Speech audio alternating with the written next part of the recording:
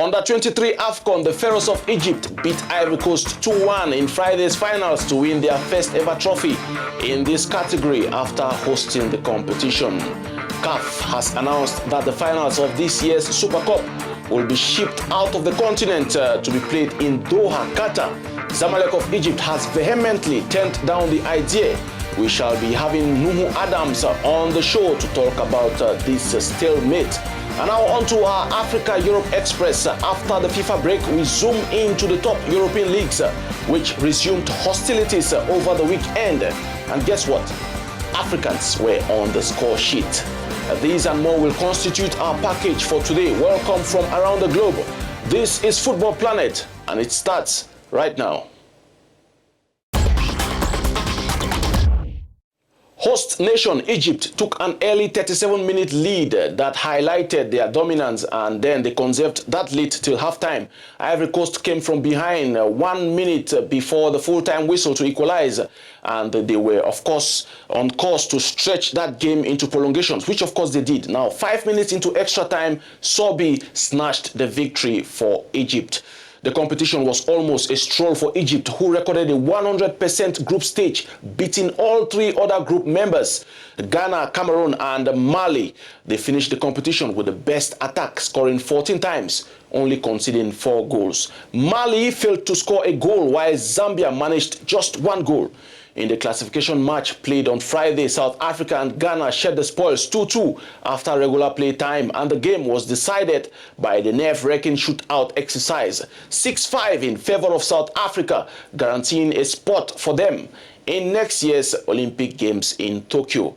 Egypt and Ivory Coast, who played the finals, will also be in Japan for the Olympic Games. For some of the statistics of the competition, Egypt's Mustafa Mohamed backed the Golden Boot with 4 goals, followed by his teammate Ramadan Sobhi with 3 goals. Frank Evina of Cameroon, Abdel Rahman of Egypt, and Owusu Kwabena of Ghana all scored twice. Last week, the Confederation of African Football announced that the finals of this year's CAF Super Cup will be played in Doha, Qatar. The game, of course, should see Zamalek of Egypt, who won the Confederations Cup, up against Esperance of Tunisia, the winners of the Champions League.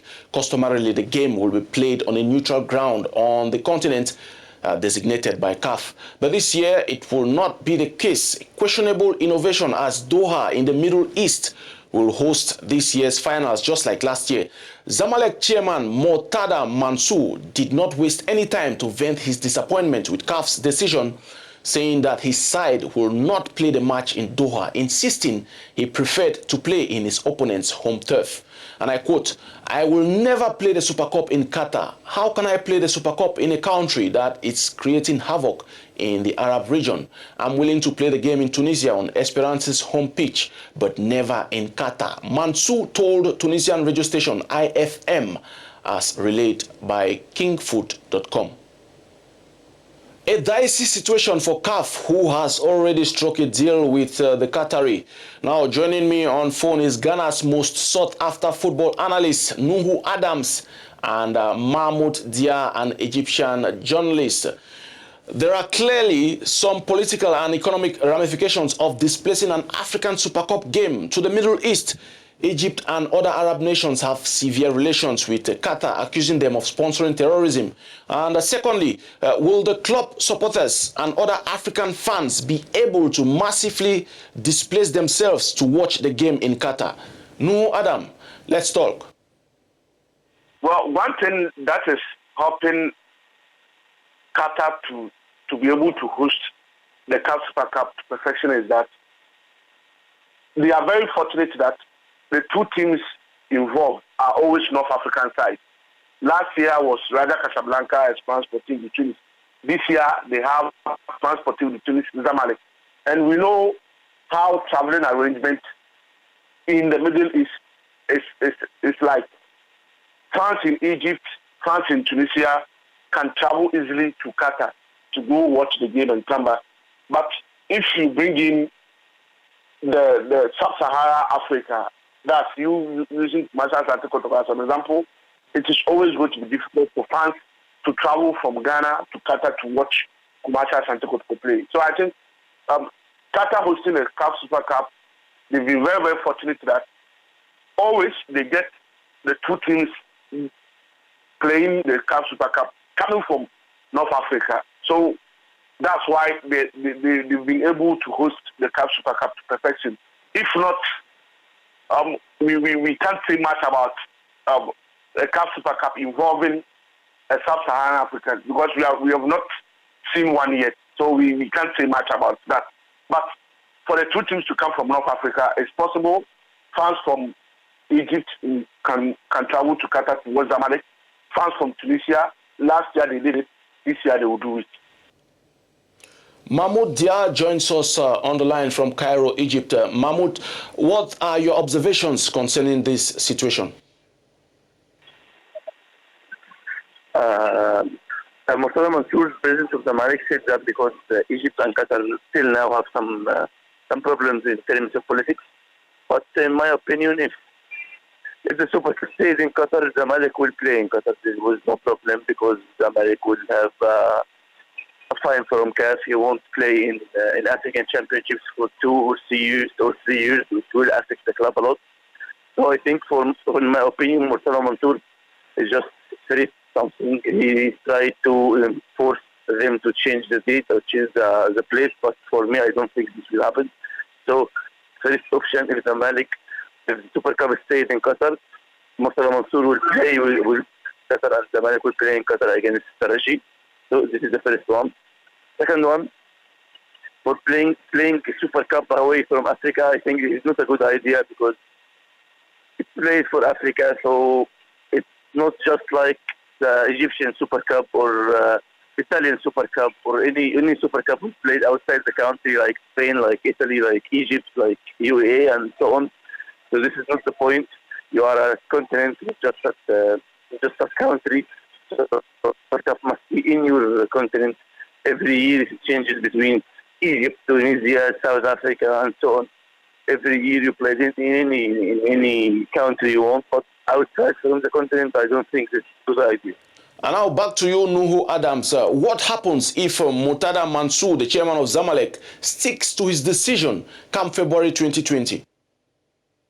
The decision will be very simple for CAF. If Zamalek fail to turn up for the CAF Super Cup, the trophy will be given to a sponsor team, the Tunis. Zamalek will get a ban, like for at least 2 years from all CAF club competition. So I think, yes, Murtada Mansour is one person who is like talking, but most of his words he can't put them into action. So let's see what happens on 14th February.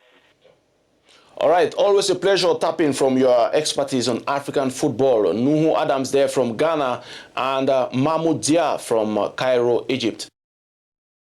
On Sunday, CAF released the shortlist of players and coaches to be decorated at the end of the 2019 football season on the continent at the annual award ceremony, which will come up on Tuesday, January 7th, 2020 in Cairo.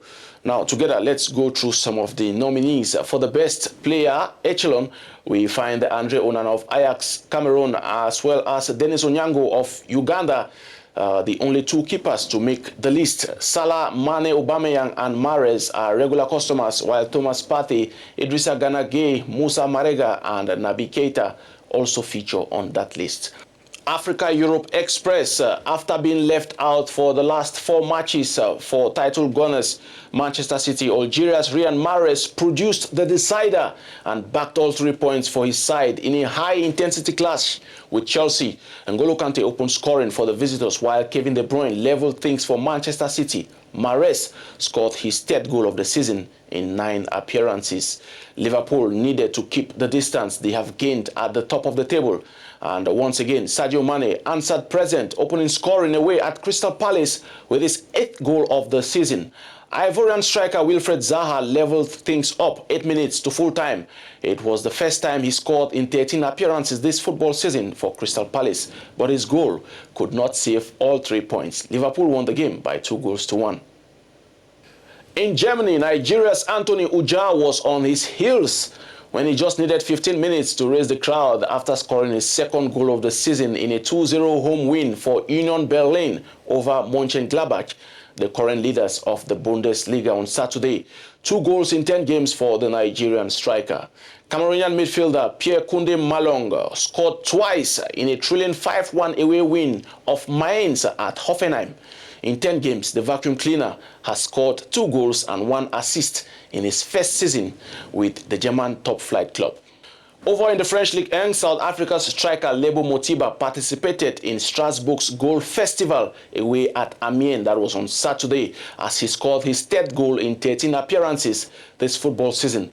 The game ended 4-0.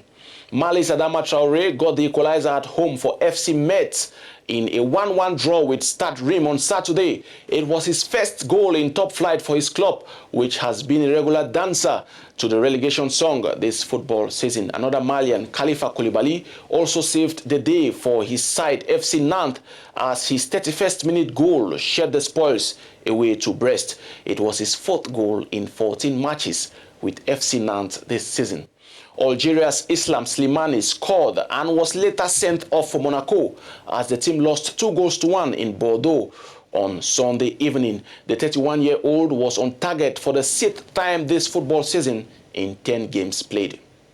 In the Spanish La Liga, Nigerian Samuel Chukwueze scored a consolation as Villarreal suffered a shocking 3-1 home defeat to visiting Celta Vigo. The 20-year-old winger is on 3 goals out of 13 league games.